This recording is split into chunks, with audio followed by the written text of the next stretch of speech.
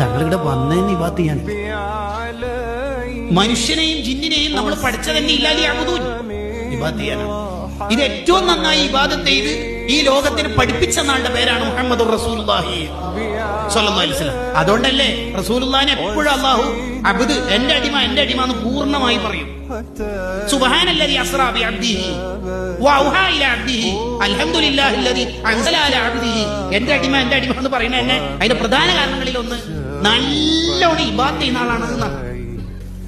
അത്ര ഇബാദത്ത് ചെയ്യുന്ന ആളായിട്ട് പോലും ആയിഷ ബീവിനോട് നമ്മൾ ചോദിക്കും, ഇന്ന് രാത്രി ഞാൻ ഇബാദത്ത് ചെയ്താലും കുറച്ചധികം. ആയിഷയുടെ അഭിപ്രായം എന്താണ്? അതിനിപ്പോ ചോദിക്കേണ്ട ആവശ്യം.